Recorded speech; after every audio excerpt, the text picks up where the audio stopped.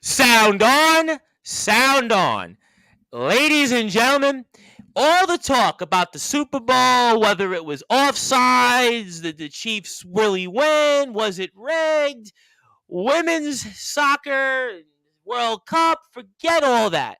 Because tonight on Sportswire Radio, we are going to talk about the game around the world that they call football, but here on Long Island, we call it soccer. We call it Five Towns soccer. Sound on, because our guest tonight here, he just took over the job here as the head coach for our women's soccer team, and the team has had a lot of success here over the past couple of years. We're going to get into that, plus his journey, and he's got an interesting one to say the least. So certainly stand by. So with that,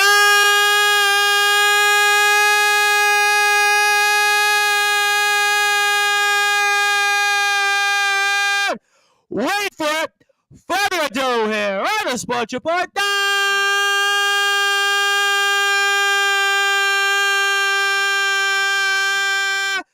Number one global sports show with the head coach of our five-town sound women's soccer team. Sound on, Jeff Littwin.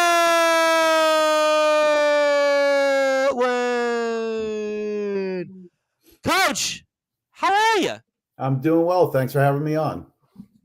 It's a pleasure to have you, and I'm already tuned in and joined with by somebody on Facebook. I want to give a big shout out to my guest on Wednesday, pro wrestling star Skulls. But we'll get into Skulls another time here because we're speaking about the sport of soccer or football around the rest of the world here for those that listen to us on Sportswire Radio, especially on Facebook, Twitter, and YouTube. But, Coach, congratulations. It's been a tremendous honor to have gotten a chance to hear about you and hear your story throughout the grapevine, throughout the Five Towns athletics program. So for those that are listening and watching here on Sportswire Radio, I mean, talk about how you got the job and how it feels. So I coached Roosevelt High School for 14 years. And when I first took over that job, the program was decimated. We had a wonderful player graduate in 2007, Donna Kay Henry. She went on to play for Jamaica in the World Cup. In 2014, she scored a goal against Mexico, went down to the University of Tennessee at Chattanooga, became, a great college soccer player. And like I said, then went on to play for Jamaica. 2008, 2007, when she left, the coach also left, get out while the getting's good. And somebody took over the program, and they did some things that, let's just say, were not good for high school soccer. All right, well, don't tell us here. We are live on Sports. And they were a local town person, and it just, when you don't have a teacher in the position, sometimes things aren't done the right way and by the book, so to speak. And what ended up happening was in 2009, the athletic director came to me and said, hey, we need a girls coach. You're a great coach. You've been coaching bowling for us for years. You've been coaching baseball for years. And I quoted the Rodney Dangerfield Ladybugs movie and said, all I know is I got a lot of if I coach soccer, and I don't know. And he's like, no, you can do this. Every great coach is a great teacher. He goes, I'll send you to clinics. You'll figure it out. I said, you know what? I'll give it a season until you find somebody else. Well, 14 years later, I guess they didn't find anybody else. But over that time, I ended up teaching myself the game. And it started rough. It took me 5 years to win a game, to be honest. I wasn't going to ask that. No, it's okay. I told the girls when I first met them at Five Towns, if it takes me more than 5 games to win a game, we're really in trouble, because we were in the conference finals last year. Yep. So I would hope that it doesn't go that. No, listen, I have a good feeling that that is not going to be the case, that you're going to have to wait 5 years for win number one. But, I'm curious about that. And I wasn't going to ask you this question, but you bring it up here as we're here live with you worldwide on Sportswire Radio. I mean, so you didn't have a background in the game of soccer, but you basically inherit this team, and you told, all right, go coach it, go learn it. And I'm so fascinated about that, because I couldn't picture myself all of a sudden saying, you know what, I'm going to go coach a soccer team, and I hadn't played the game. And, so talk about that. And I mean, how did you pull that off? That's almost like somebody last night asked me at a pub. They said, "Hey, do you want to go and play in a band?" I'm like, "Well, I haven't played in like 10 years. How am I going to go and all of a sudden learn all these songs?" You're literally doing the same thing and also coaching a soccer team and expected to lead them to win. I mean, how did you pull it off? So I've been very blessed with an amazing support system. My wife was actually an all-state soccer player in Rhode Island in high school. Okay. Okay. And when I told her I was going to take the job, she's like, "Do you have any idea what you're getting yourself into?" And I said, "How hard could it be?" And I learned very quickly how hard it could be, and but one of the things about me is I love a new challenge. I love to push myself. I have a growth mindset. I really want to try new things. As a matter of fact, that's kind of how Matt Gershio convinced me. He's, that come on, try something new and let's see what we can do with this. But obviously I'm an English teacher, so I'm an avid reader.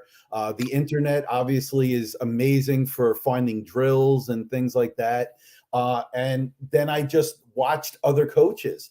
I would literally go to college practices and high school practices and watch how they did things. Being an adjunct professor over at LIU Post, I had access to a D2 program at the time, and now a D1. A very good program. Yep, very good program. And it was just, once again, whenever I do something, I'm all in. I mean, I like to play cards, so all in is okay. my life. But right. All in is just the way I do things. If I'm going to take it on, I'm going to do it. My current AD at the high school said, "You're going to do this and you're going to do it well because you do everything with like a chip on your shoulder."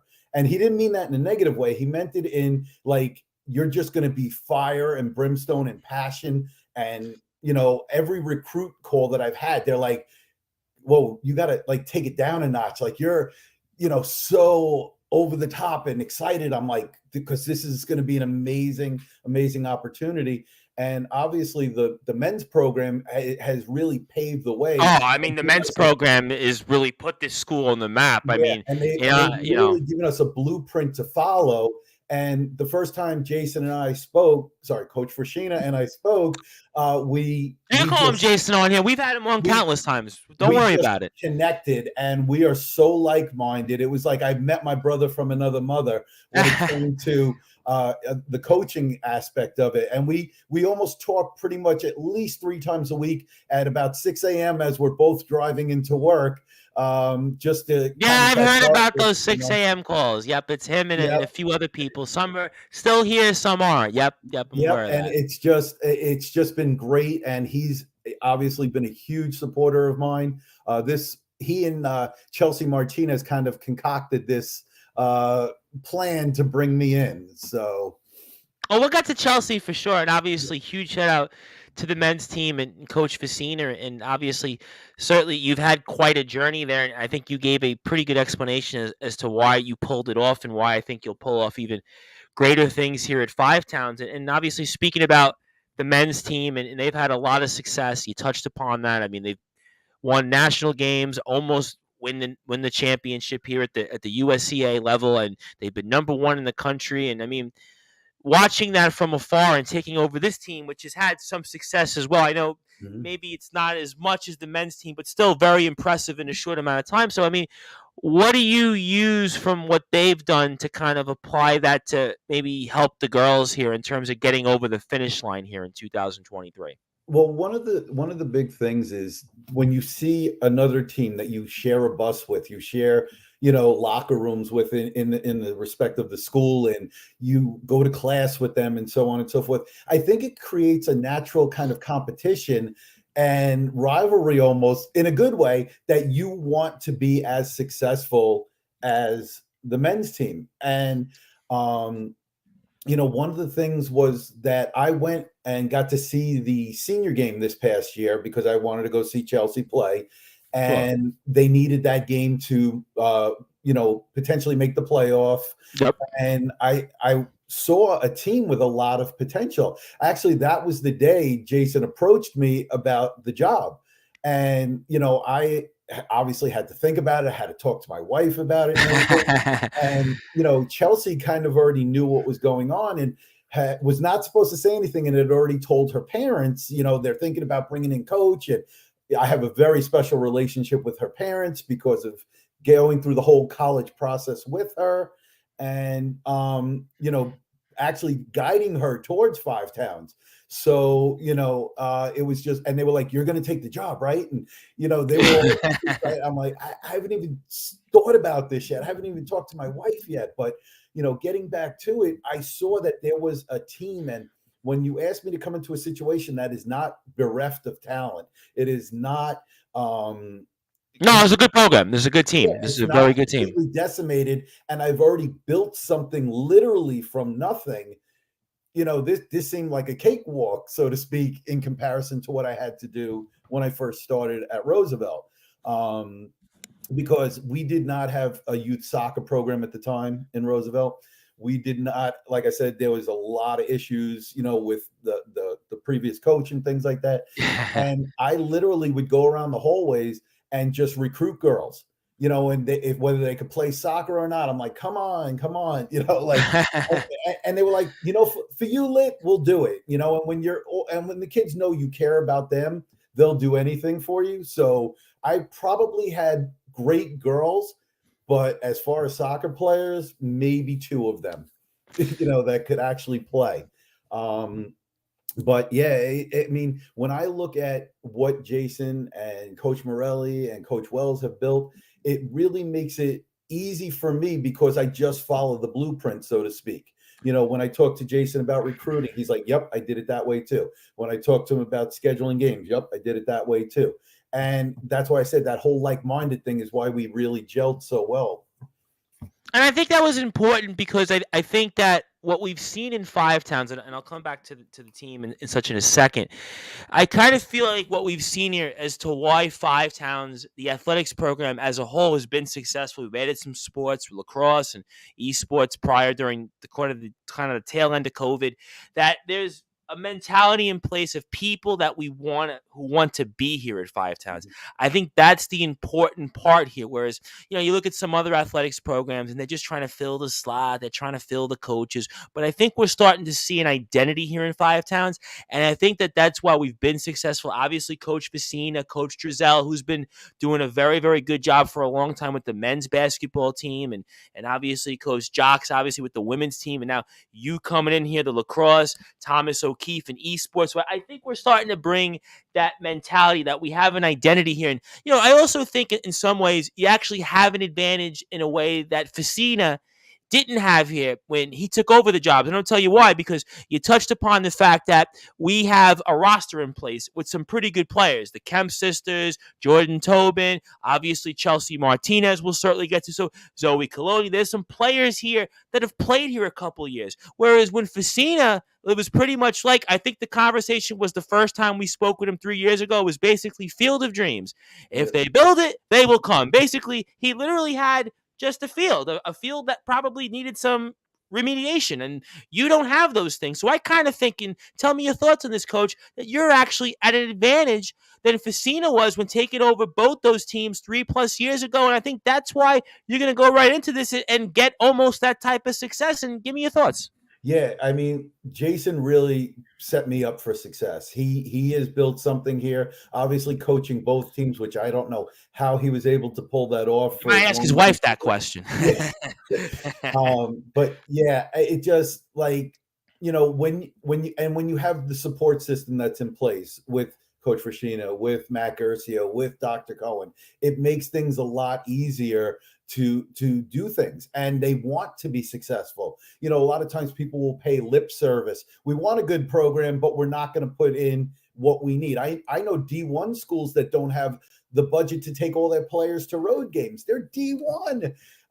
There's certain schools that we work with on Sportswire that are D3, and they don't even know how to correctly put a stream up for their game. I mean, it's embarrassing. Some of these schools, I'll be honest, they're embarrassing. They shouldn't even, you can say nothing here, but they should not be in the business of college athletics. If you can't put a stream in, you can't fund your programs, you can't give them even equipment. I'm sorry, but you can't say this. I can. They should just get out of college athletics. Just my opinion. No, I totally understand. And the thing is, you're actually hurting kids, and that Absolutely. You're is denying them from the experience that they deserve. But Five Towns, we don't do that here, thankfully. right. What scared me the most, though, about taking the job was because Five Towns has a reputation as a creative, artsy kind of Yep. school with the music and so on. And I'm like, where am I going to find athletes that actually want to do these things? Because you don't necessarily associate athletes and being creative.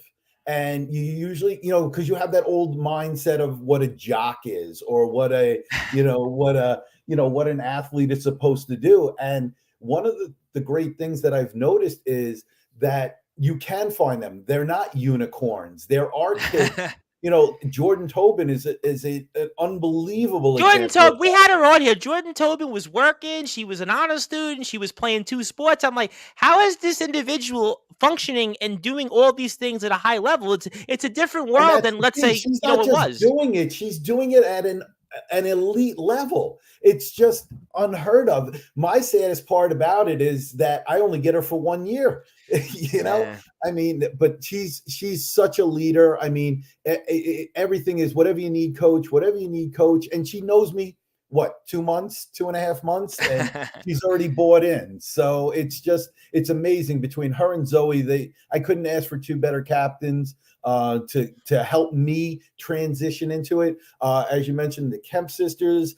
I've met just about everybody on the team at this point. Because I've been trying to go to campus as much as possible. I've been to a couple of basketball games and things like that. So I'm trying to immerse myself into the school culture as much as possible.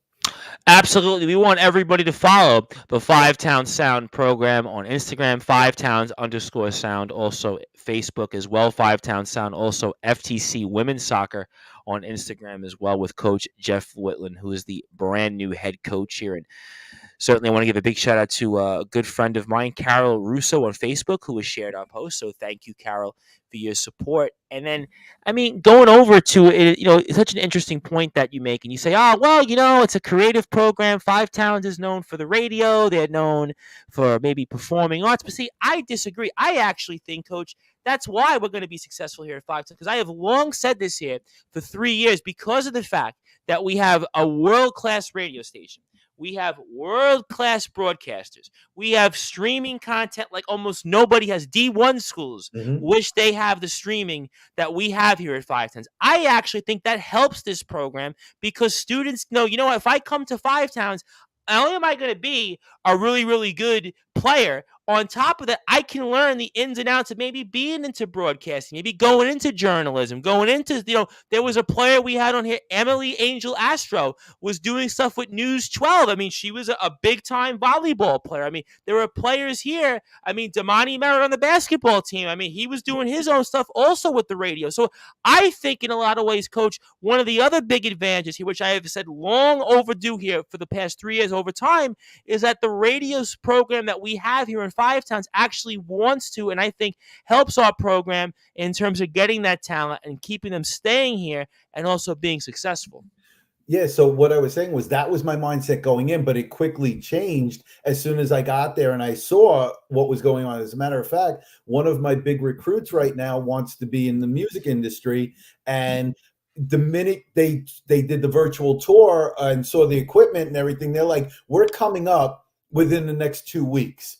And I'm going to be honest, if we pull her, this is a D1 type talent, D2 type talent, and she's going to come here simply because of her major, and that's a steal for us. Just like Jordan was a steal for us. How Jordan is not a D1 athlete somewhere is just a major coup for. Oh, we'll take her here gladly at Five Towns, Yeah. Coach. Oh, no, We'll no, no gladly take doubt, no doubt. But, her. I mean, it's just it amazed me when I saw the talent. I mean, and one of the great things about Chelsea was she probably could have played D2 soccer somewhere, but they had her major here, and Coach Frashina, really did a great job of getting her a package so she could go to college because she's a first gen student, and it was just the right place at the right time. And look how it all worked out. Now I get to coach her again. So Absolutely, no question about it. And I think again, I think that's the advantages that we've had here at Five Towns. We've had talent on the women's end and the men's team that these players are because the opportunities that we grant them here at Five Towns, they might have been D2, easily D3, or even in some cases maybe D1 players, but they came to Five Towns because they see here the environment that we have here. They see that we have an athletic director that goes above and beyond the means, a president that makes sure our programs are funded. We have a world class radio and mass communications program. We have coaches that care, like yourself coming in here, Coach Vicina, Coach Drizel. I mean, a number of different people, Christy Herring when she was here. People that care about Five Towns, but most importantly, care about these kids. And that's why they come here. And that's why I think we're going to continue to inherit that type of talent here. And let's talk about Chelsea Martinez a bit, because obviously Chelsea Martinez is somebody that you know very well, and Mhm. it's such a unique experience. And I'm trying to think about a scenario where a high school coach has a high school player to the level of Chelsea that you had, and now you're going to coach her here at a college level. I mean, I had on a college basketball coach who I think knew one of the players she recruited and kind of quasi might have coached her years ago, but nothing like what you had with Chelsea. I mean, you have to talk about this special relationship further, and it's very rare that you're going to coach somebody at high school and then coach them at college. This is almost like a "this is your life" segment. So I mean, talk about Chelsea Martinez, and I mean, this is a really, really special and unique situation here, Coach. So Chelsea, I found her in ninth grade and wanted her right away for varsity. You could just tell she had the ability to play on the varsity level as a ninth grader. I said to her, "You're coming up," and she's like, I don't want to come up, coach. I want to stay a JV player and I want to play with my friends." And I don't push kids if they're not comfortable. I said, Sure. okay, not a problem. And she ended up scoring something like 21 goals that year in the JV level. And I said to her at the end of the season, that's a great season for JV, but you know what it means on the varsity level? Absolutely nothing. All 21 of those goals don't count. And she goes, what do you mean? And I go, because the school record is 60. And now you just gave away 1 year to get to those 60 goals. Ooh. And I was very tough on her, and she'll tell you. I said, "Are you sure you want me to come back and be your coach?" And she had told Coach Rashina, he's like my dad. Like, I'm okay with Wow. him coming back, because I know he's going to push me. And it's very funny because when I met all the girls, they're like, "Oh my God, you coach Chelsea. Chelsea's great." Coach and I were joking about it this morning. They think she walks on water to a certain extent. And she was second team All American. And I said, she had a crappy year, guys. She's better than that. And they're like, come on. And I'm like, you haven't seen her best yet. I'm telling you, I know what she's capable of.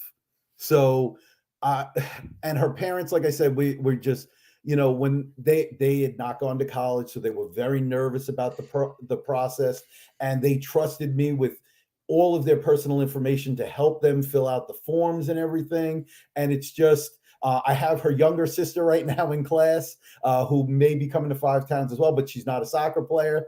But she's just such a great kid. She's like, can I just manage the team? So, like, I'm just very, very close with the family. And like I said, Chelsea is one of those very special players. I don't even know if she realizes how good she could be, but when that light finally goes on and she realizes it, because she does have aspirations to possibly play in that new pro league that they just started for the Yep. women. And Coach Phil does have great connections. He used to coach women's pro teams and things like that. And her and I were talking about her relationship with Coach Phil, because she was like, I don't think he likes me. He's very hard on me. I said, because he knows what you're capable of. And he's not going to be nice about it, because, as they said in A Bronx Tale, there's nothing worse in life than wasted talent. And when you have the ability that you have and you're not playing to that level, then people are going to be hard on you. Because I, yes, I was a college athlete, but I didn't have the talent that a Chelsea has, or some of the players that I've coached. They were better players than me, and to see them and to try to get them to that level that they need to be and they can be is one of the greatest joys of being a coach. Absolutely no question about that. And let me get to a comment from a pro wrestler Skulls actually about this. He says, I never got into soccer until my nephew started playing, and his dad played for a few teams. Now he's coaching a team in Florida, and certainly you're coaching Chelsea Martinez. And you spoke about Jordan Tobin a little bit, but let's talk about the Kem sisters, because I've always thought the Kem sisters were kind of really important cogs to the different teams here. I thought that they provide something in just their versatility that I think is served us well in both programs. So, I mean, talk about maybe what you expect from the Kem sisters next season. Well, I'm just hoping that Abby heals from her broken hand quickly. But the one good thing about soccer is you don't really need your hands. So, Oh, we're playing in August. I mean, a broken hand. I know broken hands are tough, but it's February. I would hope that she'd be yeah, back. I would think so. yeah, definitely. But one of the great things about playing with a sibling is you kind of have that mindset. You know what each other is going to do on the field and things like that, and you've kind of trained your whole life together and things like that. And obviously, one of the big things is when athletes play multiple sports, like Jordan does, like the Kemp sisters do. I think it just makes you more aware. And one of the big things that I like to do is I like to incorporate the skills that are similar in the sports. So one of the things is when you're playing defense for basketball, one of the things they tell you is don't watch the dribble, watch their midsection. Well, it's the same thing. Don't watch the dribble of their feet, watch their midsection. They can't go anywhere without their midsection. So, the fact that we have multi-talented, multi-sport athletes, it should make the transition and the skills. And like I said, having 5 girls that basically played basketball for the school as well as soccer, they're in phenomenal shape, or at Oh, least I mean, yeah, because they're so. playing. I mean, we talked about it when they came on here 2 years ago, and even Jordan. I mean, you have to stay in shape literally all year round because basketball is right after soccer. Mhm. Soccer, you've got to get ready for after the basketball season because the basketball season ends around this time, maybe a few weeks into March. So you've basically only got a few short months to get ready. So you have to stay ready at all times. Absolutely. And and once again, the whole thing about five towns, and I learned this this past weekend in with the futsal tournament. Jason's thing about 11 hearts beating is one. How the men's team was helping the women's part of the futsal and vice versa. How Sydney was running the clock from 7:30 in the morning till 5 o'clock at night for everybody. It's just an amazing thing to have all of these players together and working towards that common goal to make all of the programs together in that whole family type atmosphere. So, and like to have your actual sister there, which the Kemp sisters do, just makes it that much better. Absolutely no question about it. Very, very special situation. And another player you touched upon was Sydney Mountain, who also plays on both teams. And I know that we'll certainly see her back next season also on both teams. And I mean, talk to me about a Sydney Mountain and what you can expect from her going forward. I know you're not supposed to play favorites, but she's quickly becoming one of my favorites. She's at every event. She's always smiling. She loves sports almost as much as I do. We were joking around the other day. We could literally find cricket on TV and just sit there and watch it just because we're such Hey, sports junkies. And you and I had that brief conversation about wrestling when we were, kind well, of are we allowed to talk about that conversation? I don't know about that on Sportswire. so it just like I said, I was listening to Sydney's radio broadcast today for her class and everything. And, that's just kind of how involved I am with all my players. I've kind of checked in with all of them, had the semester start, do you guys need anything? Remember, I teach English. So if you're struggling with a paper, just send it to me. I'll proof it for you. It's just, that's the kind of atmosphere I'm trying to build. And all of the girls have been just amazing. You would think there would be some kind of awkward transition as a new coach comes in, and they have just made me feel so welcome that it's been seamless.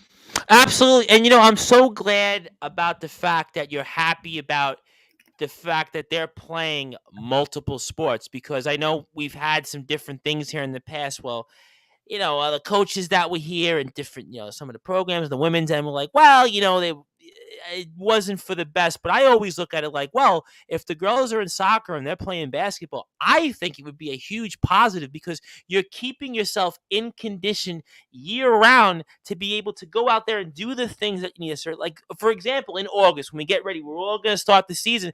Those girls are already in shape. They've got their mindset. I'm playing two sports. It keeps you on your toes. I always thought that was the more important things about playing two sports, and I think it gives you that camaraderie. And I think a lot of these players that we have here in Five Towns, that they like that. And certainly another player that I know that played some different sports here with us here in the basketball and soccer teams was Maria Medina. I mean, Maria Medina is somebody I think that we've had on the past. And do you expect her to be back also with us? I believe she's actually graduating early, which is Okay. kind of sad. But she's been wonderful as well. Yep. She's been to all the events and things like that. The one thing that people I think worry about the most is the injury factor. The more you play, Yeah. obviously, and we do have a little bit of concern right now with Sydney's knee. Sure.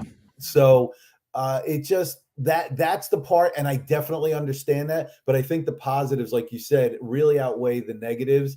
And as long as we can keep everybody healthy, and like I said, I love going to see them in their element. Because they didn't Absolutely. necessarily come in as soccer players. They may have come in as starting as a basketball player and did play soccer in high school, but that wasn't their number one. That was the Chem Sister story when we had the Chem Right. Sister story on here, and that was like, you know what? I played basketball. Maybe I can get the hang of it. It turned out to be a great move here, and I will come back to a few graduating players in a second that I wanted to recognize, which is why I wanted to bring up Maria Medina. And Skull says, I played two different sports in high school. I did wrestling and football. That's why you're a professional wrestling star in the state That's of a natural California. connection, those two. Well, yeah, well, I mean, I'm sure we'll talk about that on Wednesday's show with Skulls because we obviously do a lot of wrestling on Sportswire. But Amanda Seltzer is somebody that's been here. I know she's graduating, tough loss, but with somebody like that, do you expect her to maybe help you at least in these months that she's still here from a graduating standpoint? I'm so glad you brought up Amanda. So this weekend, while we were running the futsal tournament, I had two recruits come for a tour, and one of the girls on the team was supposed to help me go on the tour because I'm learning the school myself, in Sure. and she had something to take care of for school, so Amanda was filming for the futsal tournament for footage and things like that. And the minute she heard I needed help, she got somebody else to cover the camera, jumped down, said, Coach, what do you need? It's just unbelievable, Amanda. She literally is the backbone of this program. She was the first player, so to speak. She's like the grandmom of it all. Well, at this level, grandmas, I don't know if we should say it at this level, but I see the point, though. Point You know what I mean? Maybe we'll just call her the mom of the program. That's a better one. What happened was also I was putting together my training manual for off-season training. The girls haven't seen this yet, so they may be a little scared once they do. But I had some pictures of NCAA players and things like that. And I said, you know what? I really want to personalize this. And I didn't have pictures, obviously, of the players from 510. I called Amanda. She's like, Coach, I got you. She sent me a bunch of pictures. So I really now personalized it with the girls on the team. And I don't know what I'll do with Amanda graduating, but she said to me, don't worry, Coach, I'm going to be around. So so I don't see her going anywhere. I mean, hopefully she gets a full-time job and, she's doing her thing, but I'm going to love having her around. Well, I wanted to ask you a follow-up to that because obviously somebody like Amanda who's been here for a while, we've talked about her in the past. I mean, I know it's maybe it's premature to ask this question, but I have a guy on my show Fridays, Brad Weiss, who played at St. Joseph's, Long Island, and made a transition into coaching right after he finished playing. I mean, do you think Amanda would want to continue in some role as a coach or some type of way? I mean, is that something you see from? I know it's tough at this level because they still have to figure, like you said, getting a job and transitioning. But I mean, she has a lot to offer at 5'10", and she's one of that very few specialists. So go ahead, jump. And it's funny because a lot of my former players would be vying for that kind of position as an assistant on my staff or a volunteer coach on my staff because they just love coaching. I have a young Right. lady who went over to Adelphi. She's not playing soccer, but she's over at Adelphi. And she when I told her about this job, she was over the moon. And she said because the plan was kind of for her to take over at the high school at someday, either her or Chelsea, because Chelsea wanted to be a teacher also. So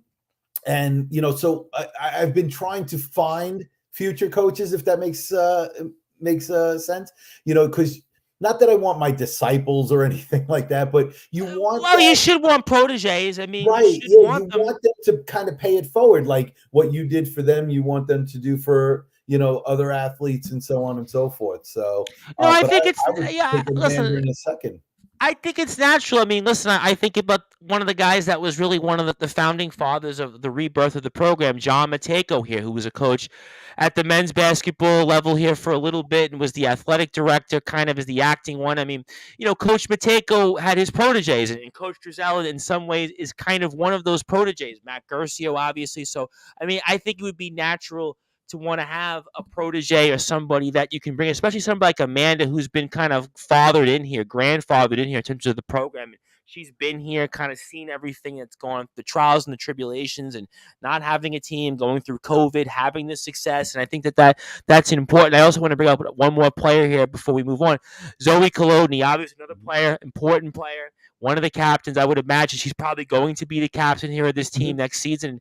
Talk about her, because she's always somebody you see her all over the place, whether it's at the basketball games or at Mhm. school events, and she's definitely a big product of this team and the program. So talk about maybe the role you expect from her going forward. So what I love about Zoe is her honesty. When I first had my first captain's meeting with her and Jordan, she was blunt about what she liked about the program and what she didn't like about the program and what she wanted to see and what her vision was. And one of the things that I, as a coach, believe in is empowering my players to speak their mind. I Okay. want their input on what's going on. It's their team. Now, Sure. obviously, I'm going to make the ultimate decisions about what we're going to do and things like that. But I'm always looking for them because I'm on the sideline.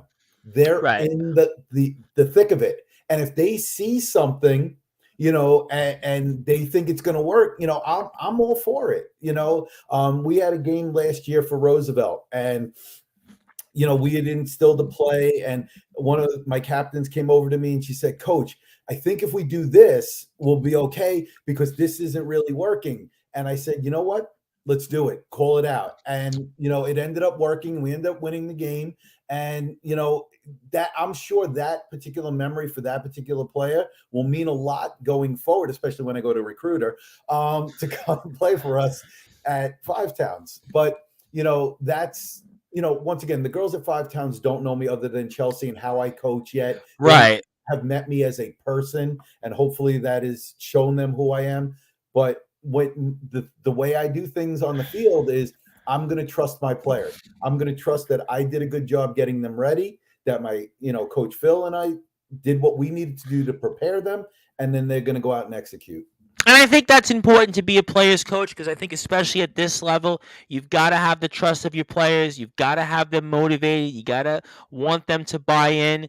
I think that's why I think somebody like you is a great fit to be here. I know that we've had some other coaches in different places here, and sometimes it works, sometimes it doesn't. But I think everything that we hear here says that Jeff Littwin is going to lead us here to the promised land, and some here at Five Towns University and college. And my name is the Reverend Tom Bryce. And if you like what you hear from us on Sportswire Radio, please give us a like on Facebook at Sportswire Radio. YouTube, if you're watching on YouTube, subscribe to our YouTube page at Sportswire Radio. And 24 hours a day, 7 days a week, 365 days a year, you can listen to all of our content on sportnarium.com/player. If you don't want to see my mutton chops, my long hair, you don't want to see my face, you can always listen to all the content. We stream it here on sportnarium.com/player. We play music, we play talk, we play live format. So we pretty much do it all. I'm a one-man band, but Jeff Littwin is not a one-man band because he is the head coach of our Five Town Sound women's soccer team. It is sound on, FTC Women's Soccer on Instagram. Please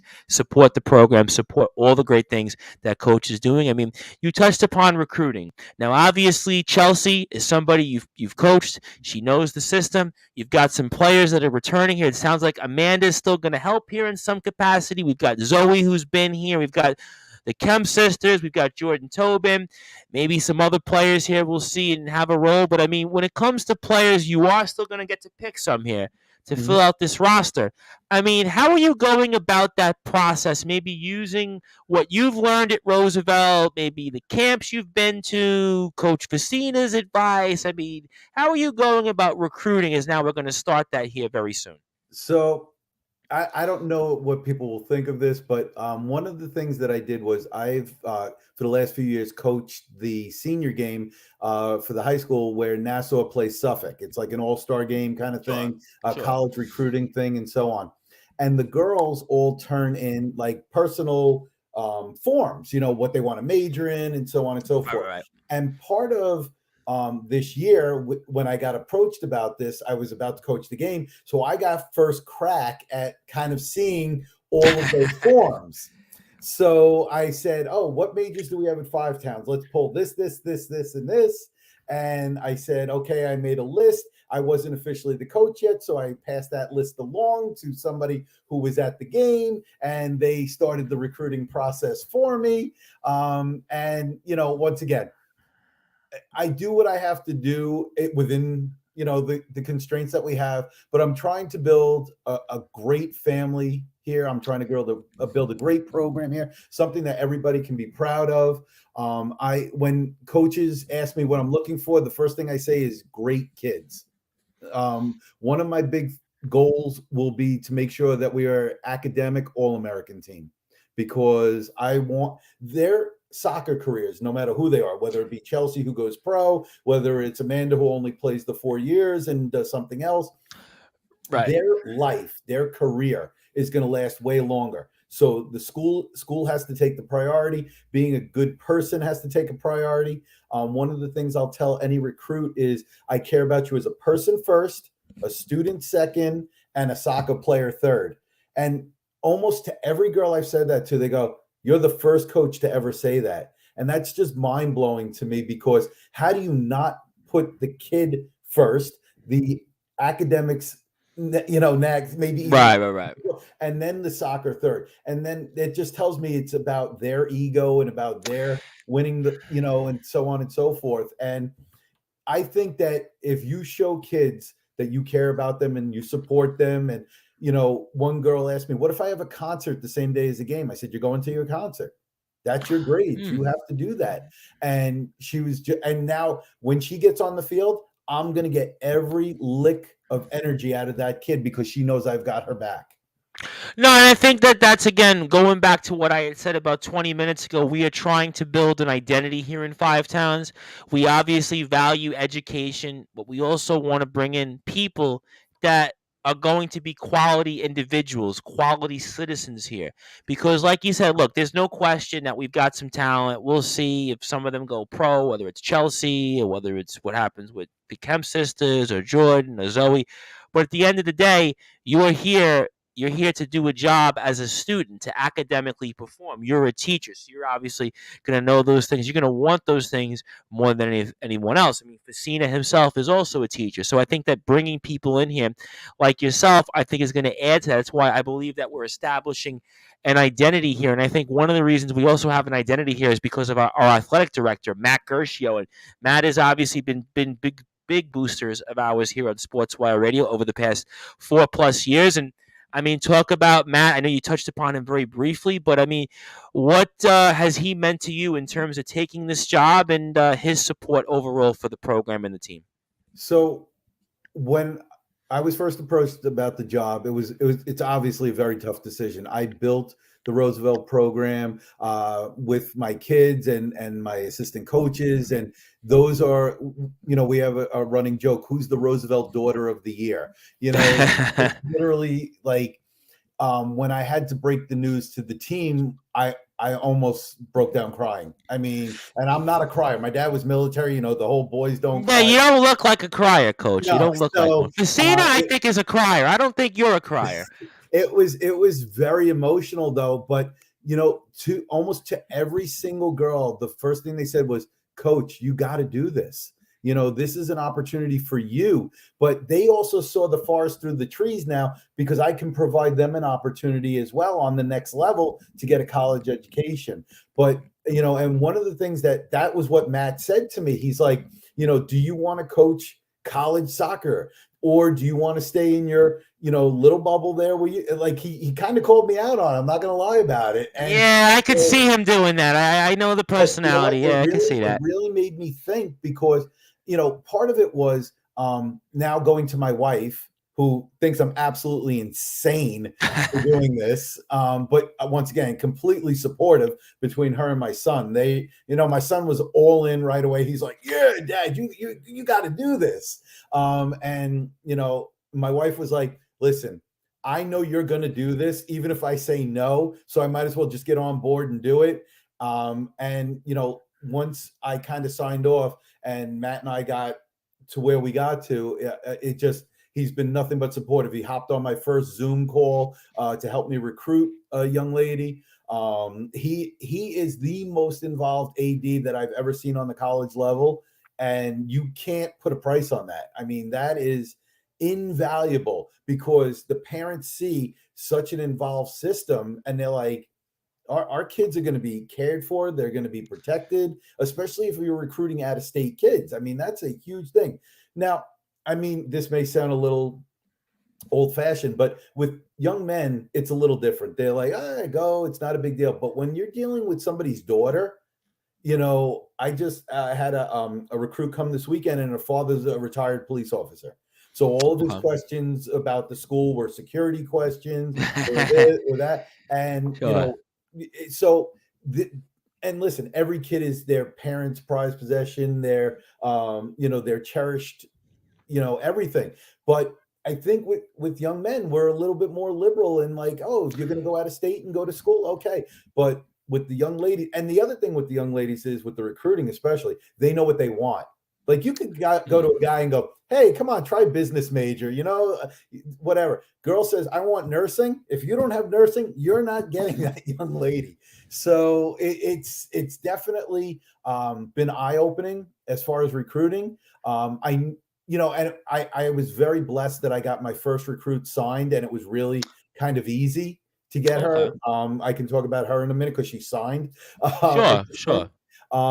So when I had a couple of setbacks where girls looked like they were going to come, but then didn't, Coach Rashina goes, "You got faked out because you got the first one pretty easy, didn't you?" And he wasn't wrong. I not that I ever thought it was going to be easy to recruit kids, but when you get the first one, and she's an amazing young lady, and her family's incredible, and if you follow the Instagram, you saw the whole signing that we did with her and everything, and Yep. family and everything. And you hope that it all go that smoothly, and the parents are on board and everything. But that will obviously, that's one of my things that I love to do. It's the challenge of that. As a matter of fact, I haven't even really thought a lot about the soccer part of it. It's all been recruiting. It's all been making sure the girls know they're supported for their grades. Putting systems in place to make sure the team runs effectively when the season begins. So, and that's when I'll finally get around to the soccer part of it, I think. Well, we'll certainly, I'm sure, see it.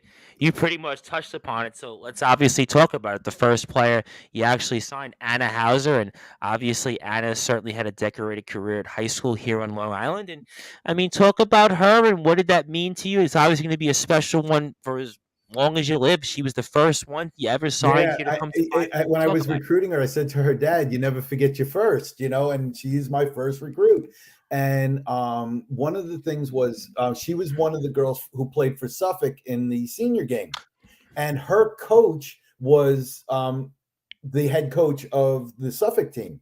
So we were collaborating constantly, and he sent me all, because I'm kind of a techie, so he sent me all of his forms, and then we posted them into a Google folder so everybody, coaches, could access them with a QR code. And he's like, how are you doing this? I have no idea. I'm an old school coach, pen and paper. And I'm like, no, this is the easy stuff. I can do all of this.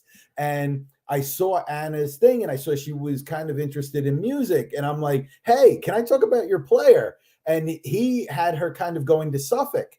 And then called her parents after we spoke and said, hold on to Suffolk. We may have something brewing here.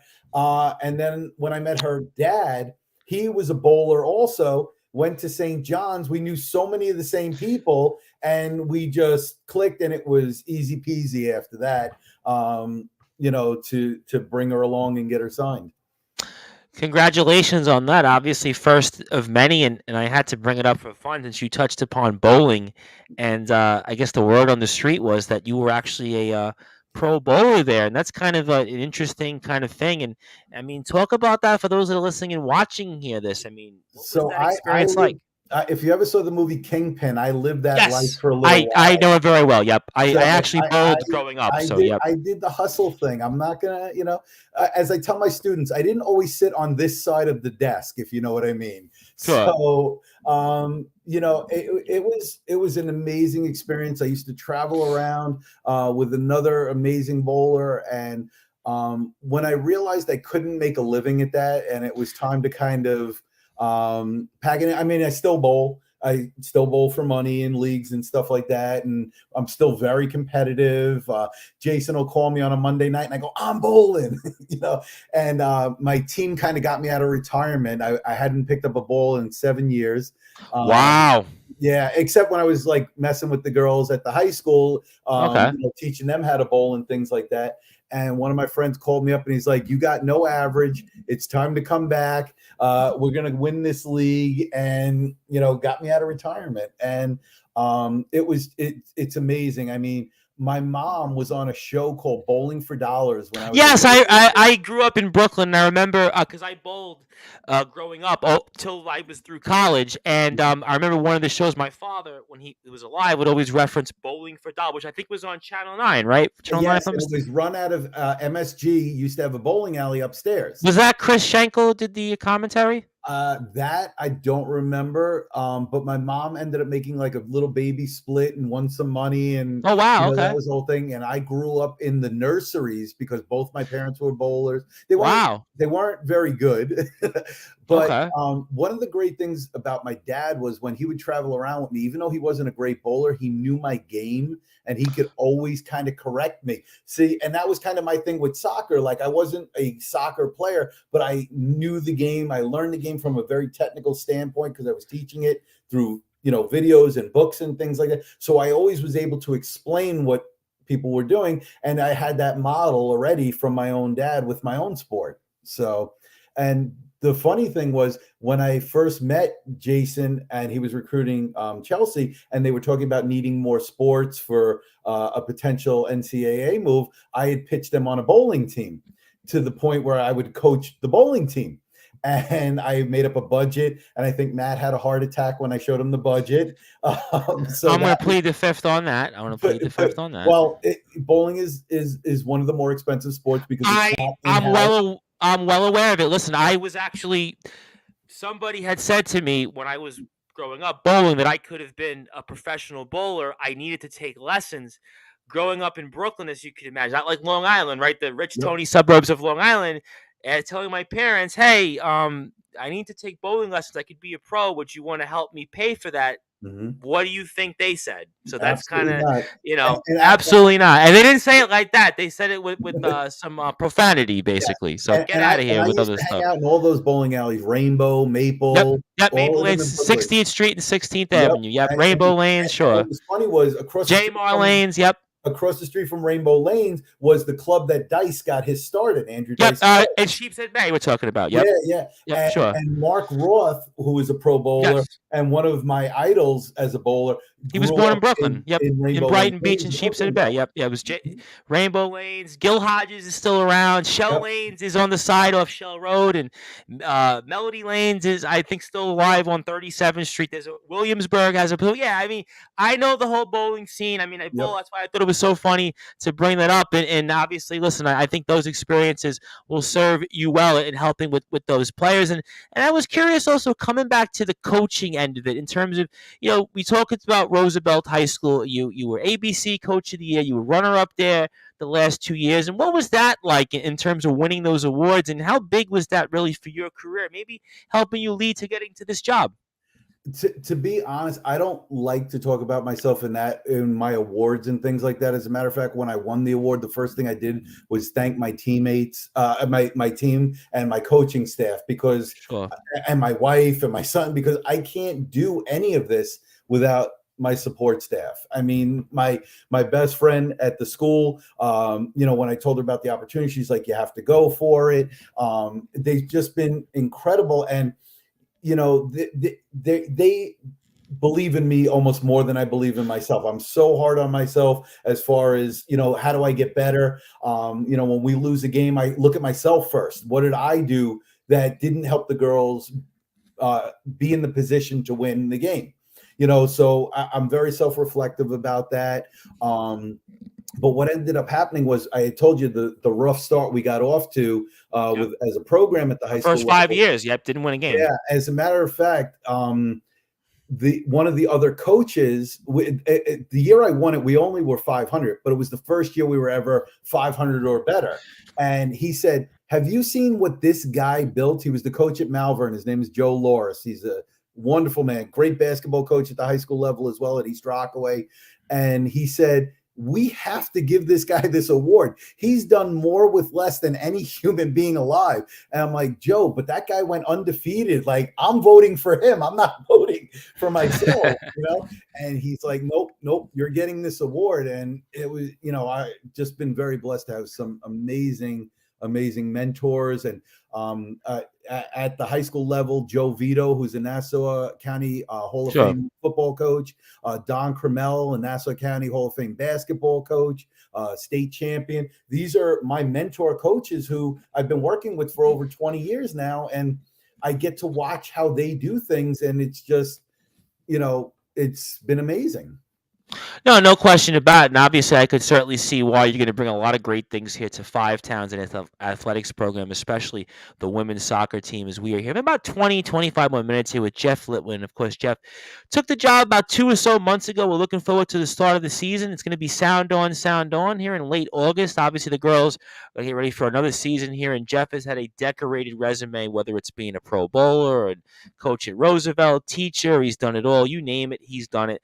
Follow him on Instagram and the rest of the team at FTC Women's Soccer 5 Towns _sound on Instagram as well. FTC Men's Soccer. Want to give a shout out to Coach Vicina and his team as well. FTC Mass Com for the Mass Communications Program. And my name is the Reverend Tom Bryson. We are here hanging out with Jeff Littwin. And Jeff, I wanted to ask you about one more player I thought was important to bring up and let us hear to one of our other wins, Annabella Ortega. Mm-hmm. Talk about Annabella Ortega. She had a hat trick for us here, one of our wins, and I think she's somebody that I would expect to see maybe back on the field next year. And talk about her for us and maybe what you expect. Yeah, I've spoken to Annabelle. We're trying to support her academically. She struggled a little bit, so we want to make sure that's on point first. But she is an essential component of this team. So I've rallied the girls. She knows the whole team is behind her. If she needs any kind of help, we're going to be there for her to support her. Another player that we're bringing back into the fold is Daphne Espada out of Riverhead. So she had some things going on last year and wasn't able to commit as much time. But, we talked about her schedule and we're getting her, back into the fold full time as well. So, like I said, I've been doing more of the managing part of it and all of that as far as just making sure the team is where it needs to be. I really want to go into the season with a full roster of 15 or 16 girls. Obviously, if I can get more than that, great. But that's kind of the magic number right now. I have 4 girls that are in the midst of paperwork, and we're just trying to generate what their cost is going to be and so on. So hopefully we'll have this kind of snowball effect of signings, all at once. And then, I'll feel like a little bit of a weight is lifted off, but it's an anxious process as you go through it, because I'm one of those like, okay, we did this. What do we got to do next? What do we got to do next? And like, just keep the ball rolling. And sometimes you just have to wait. And I'm just not very patient when it comes to that kind of stuff, especially when it's in the hands of adults. Like if the kid does their part, because usually getting a kid to do what they're supposed to do is the harder part. So I get, a little frustrated when an adult drops the ball, and Yeah, so listen, it's definitely tough, and obviously you have things, and going back even with Annabelle, the academic side of it, because this is obviously a school that values academics, and it certainly is a program that can have some rigorous courses. It has different things, whether it's in business, whether it's obviously mass comm, we spoke a lot, but then you have the financial end of it, and obviously some of these schools, especially here at Five Towns, those things can be something to consider, and you have to be able to try to work with the families and try to work with these students, whether, again, like a Jordan's case, has to get a job or different things like that. I certainly recognize that I was a collegiate person, not too long ago, so I understand what goes through that. But obviously, we know that you're going to help, and everybody else at Five Towns are very, very inviting and very, very supportive. And I think that's why, again, we have the right tools in place. And again, the identity, it's about the identity. And I think I'm very confident that things are going to take place here that's going to lead us here to where that we need to be. And I wanted to ask you also just a general question, which I think a lot of people, after hearing you for the first hour here, would kind of want to know about you. I mean, what are your goals here for this team going forward? Well, we were in the conference finals last year against ESF. So anything less than that to me would be a disappointment. Yeah, listen, that's a pretty lofty goal for a first-year coach, right? Right back to the championship game. But this time I expect to win it. So that's obviously on the field. And if I'm able to pull the recruits that I'm working on, I think that's a very realistic goal. I think Coach Frashina talked about it at the end of his interview at the end of the season with you about how it would be awesome to travel on the bus down to Virginia Beach or wherever it is we're going with multiple teams, even though it would be a logistic nightmare for Matt Guercio. No, I'm sure Matt Guercio's hearing that. That's not music to his ears, literally. Right, no sound on with that one. When you're building a winning program, though, there's no better feeling for everybody, and I'm hoping, like a lot of the professors will see that Jason and I are both very teacher-centered kind of coaches, and we want to support their program, and then in turn they'll support our program, and we can work in conjunction and things like that to really, really build this to an elite level for this tiny college, creative college on Long Island. But that to me is what's so impressive about what we've done here in, I would say, less than 4 years at Five Towns. We think about Facina, what he did the first year before COVID in 19. You think about 21 in that unbelievable season. 22 on the men's side of it, still having almost as much success, and they play a schedule that was even tougher than the 21 schedule and held their own against NCAA teams. You think about the women's team here the past 2 years and on the verge of that type of success. And then these players on the women's soccer team playing multiple sports in most of them. I mean, so I think what we've done here, take a step back. Five Towns should have been at this level really toward the end of this decade. We've done that here in less than 5 years. So take a step back. So think about where we were, right? There are schools in the NCAA level. They're D3 programs. There's some of them schools have come on here to Sportswire. They haven't had that kind of success in their programs. We've done that here and some, and that's because of a leadership like Dr. Cohn, leadership like Matt Guercio, obviously Facina, Greg Giselle, I want to mention, Christy Herring when she was here. I mean, Thomas O'Keefe. I mean, so there's been people that have been in place here that I think you're going to fit in very nicely here. So I think those goals are going to happen. So I think we're going to definitely win the Hudson Valley Intercollegiate Athletic Conference. I think we're going to go down there to Virginia. And I think it goes back to, again, to what you said here at the beginning. I think that the girls have seen the success that the men's soccer team has had. And they say, you know what? I can do that. I can have that success. Why not us? And I think that mentality is going to really be prevalent, especially now that we have some players that are not going to be upper class people. Zoe's a senior. Sydney's been here for a while. Kem's sisters have been here. I mean, so I think players like that who are now upper class people are going to know, I don't have much time left. Like Mhm. seeing what the men's team have had. Well, why not us? One of the things that Zoe said to me is, you know, we just need a coach that's invested. We need a coach that's going to be here for us. And the minute that happens, everything's going to fall into place. And I'm hoping that I will fill the bill. You asked what some of the other goals were. Like I said, I want an academic All-American team. I mean, like I said, grades are paramount to me. It was one of the first things I instituted in Roosevelt. We had a certain grade policy. I had a separate grade policy. And I said, if you're not here, then you're not playing. And it caused some ruffle. They ruffled some feathers, but they're all happy about it now because we're producing college ready athletes at the high school level, and now when they go into college they are successful, which then builds the community of Roosevelt, where they give back, and it's just a very cyclical kind of effect. So that's just, I was given an opportunity, and that's just how I look at things. My father, it was funny because we kind of got into it a little bit because he wanted me to join the military. I'm not a big rules guy. I don't follow the rules necessarily well, but he was very big on service. There's a plaque for him and my mom at our little league where we grew up, because they took on teams that my sister and I weren't on. My mother used to wash everybody's uniform. Like it was just.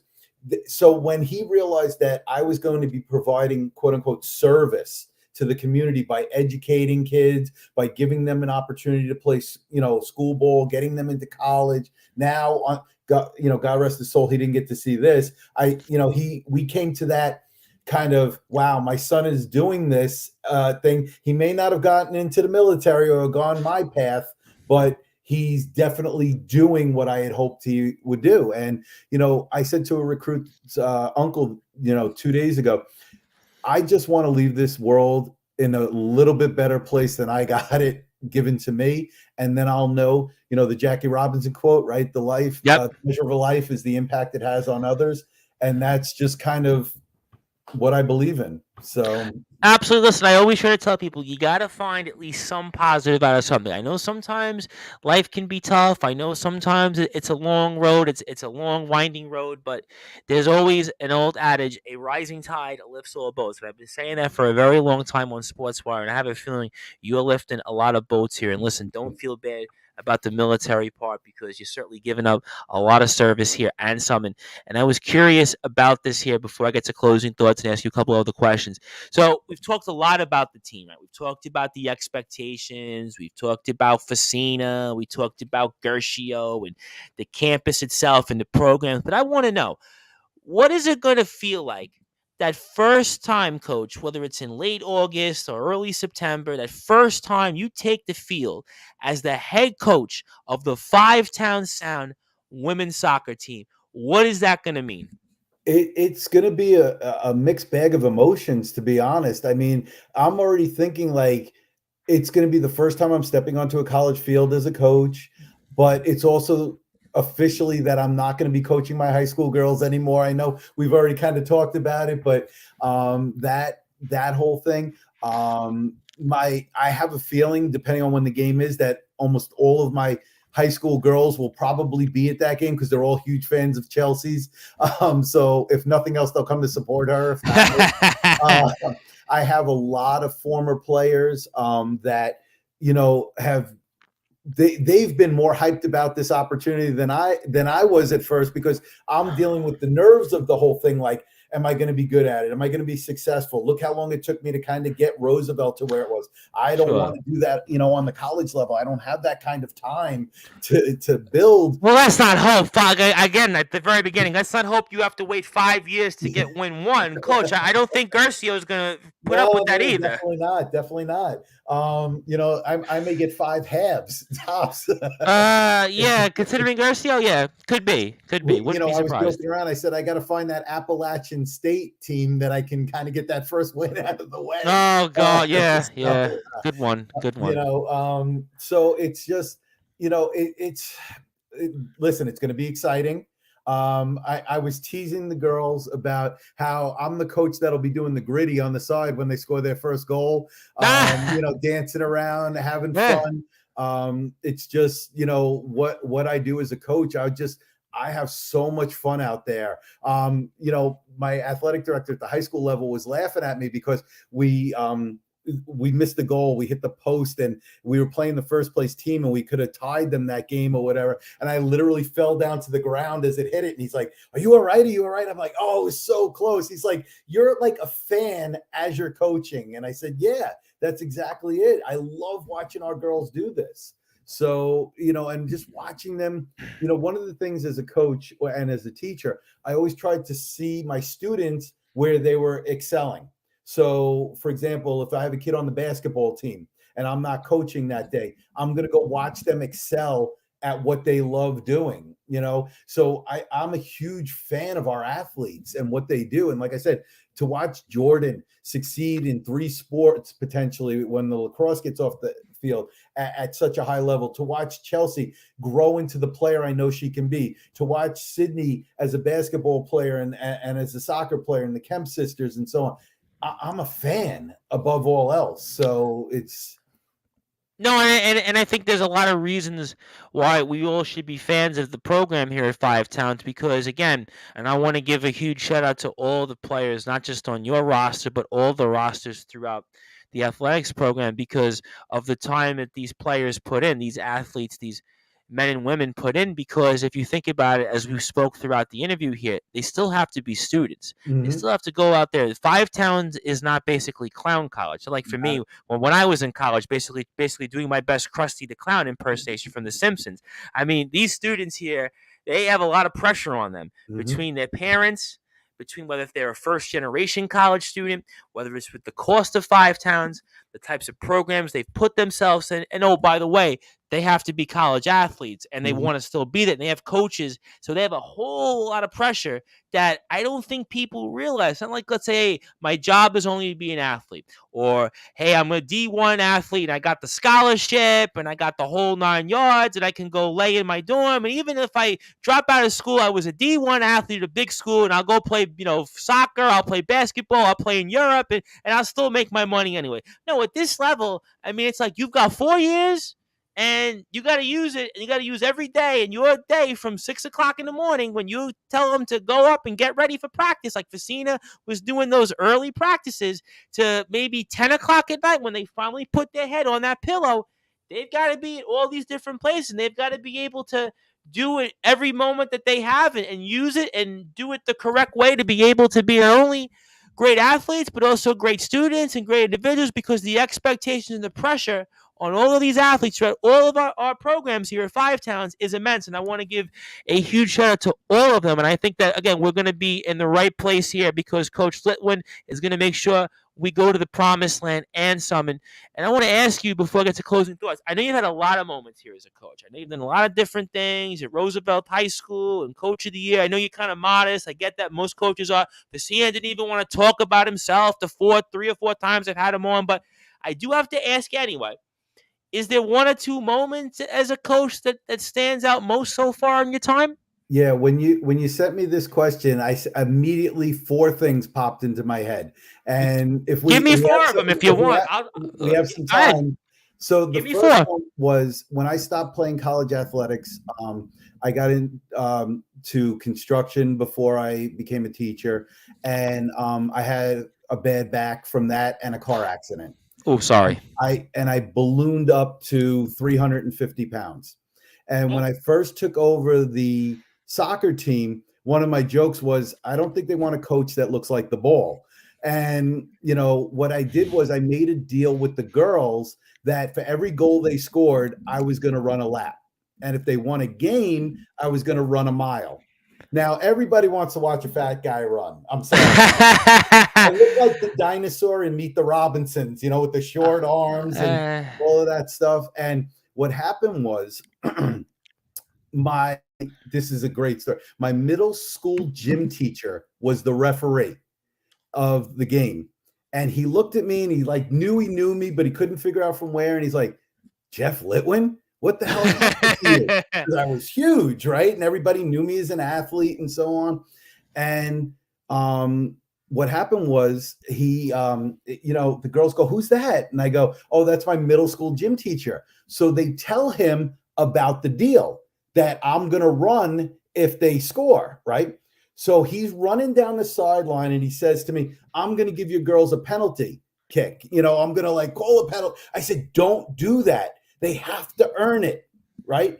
2 minutes later, my captain and best player literally scores a legitimate goal. First goal, does a Brandy Chastain. I remember that. I do remember that very well. I remember that. Gets a yellow card because you can't do that in high school sports. I would imagine. Running over. Now, by the way, we're down 3-0 at the time and scored this goal, but now we're down 3-1. And she starts pointing at me, you're running tomorrow. And they're all dancing and everything, right?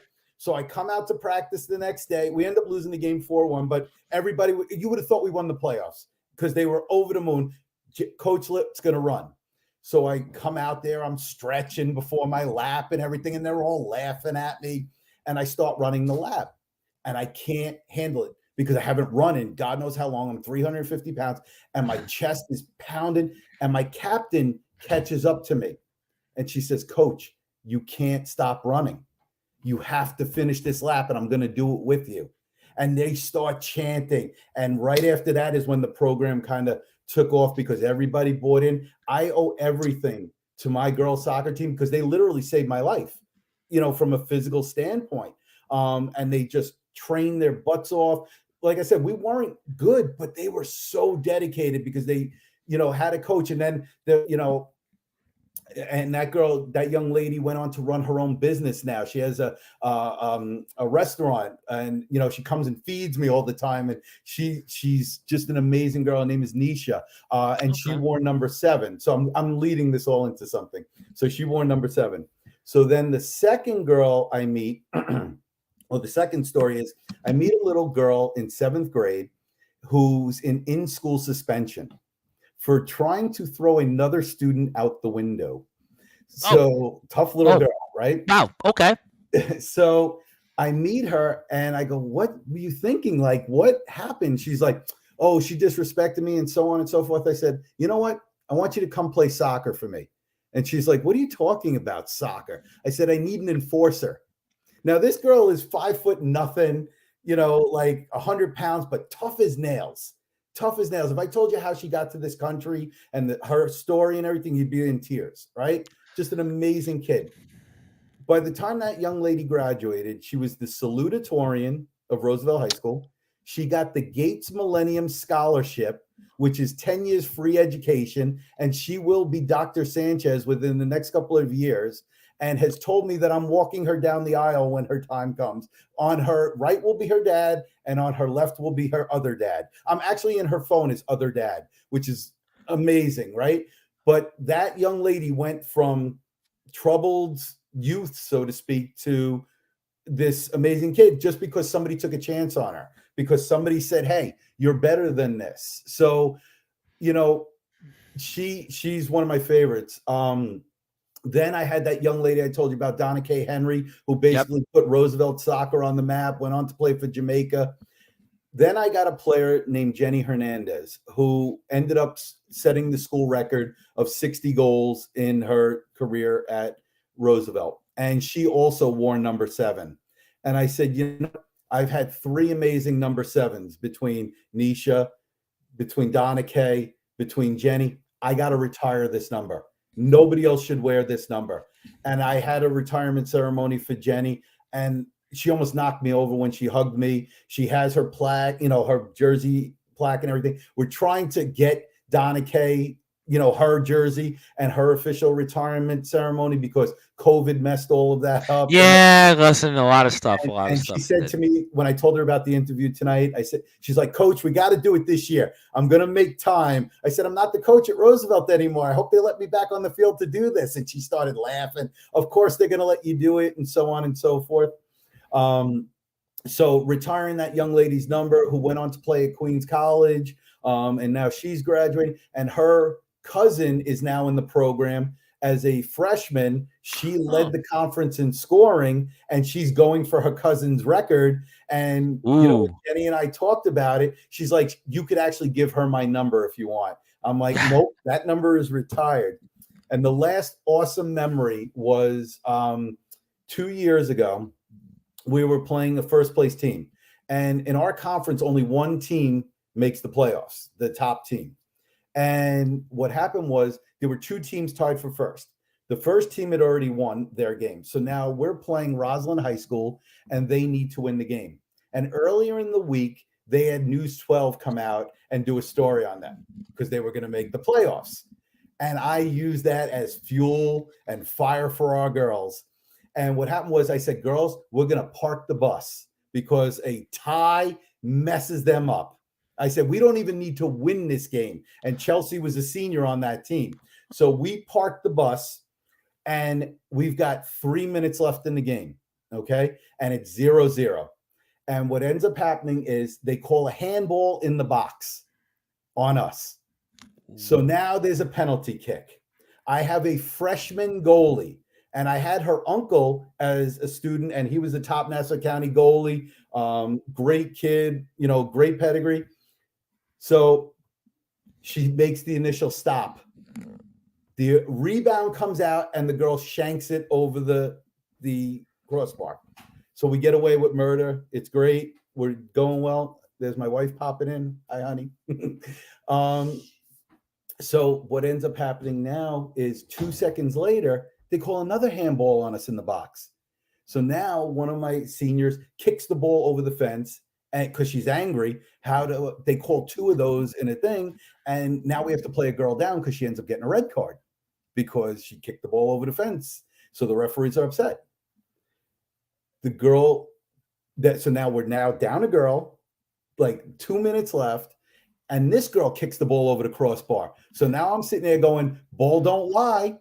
So now the coach pulls the goalie. So now we're down basically, a player, and they got an extra attacker. I tell Chelsea to go up a little bit and actually play another girl down, so to speak, just so I could get the ball basically up to Chelsea and let her blast it towards the open net. Needless to say, we end up tying them, ruin their whole season. They're crying and whatever. And towards the end of that News 12 video, one of the girls did something kind of silly where she ran into the net and went, rah. So all my girls run over to the net, and I'm not like this at all. I'm not a, like show up people kind of thing. I'm like, act like you've won before. Let's be professional. And they ran into the net, and they all went rah at the same time. And I'm like, we're not getting off this field. There's going to end up being a fight. Needless to say, though, it went well. And it was just an amazing memory to tie, a first place team to knock them out of the season. And it really kind of defined how far we had come, because the first game I ever coached, we lost 9-0. And now here we are tying a first place team. And it was just one of those capstone moments like, you know what? We've really, really built something here. And, that's why it was so hard for me to kind of say, you know what? I'm going to take this offer at Five Towns. But I got to be honest, if it was not for my JV/assistant coach, Matt Spiridov, I wouldn't have done it. He is incredible. If it wasn't taking him away from the girls, I would try to get him on my staff at Five Towns. He's an unbelievable tactician. He played at Marist. He's just an amazing guy. We've become really good friends through the whole process. And he said, I got you girls. And as soon as I knew that, it was time to go on. And what was funny was my high school AD, I asked him to write me a letter of recommendation for, the job at Five Towns. And he goes, after you answer one question, why do you want to do this? And I said, I got two reasons actually. Number one, I need a new challenge. I not that I've done everything I wanted to do at Roosevelt. I still had some unfinished business, but I wanted a new challenge. I wanted to try and see how quote unquote good I really was. But the other thing was the opportunity that I would now be able to provide to girls, not just from Roosevelt, but from towns that, and I hate to say this, but I heard a coach say it the other day. So I have to kind of reiterate. He said, "You're going to go recruit where?" He goes, "But those girls they have to go to work. They have to do this." And I said, "And so that's why you don't recruit them?"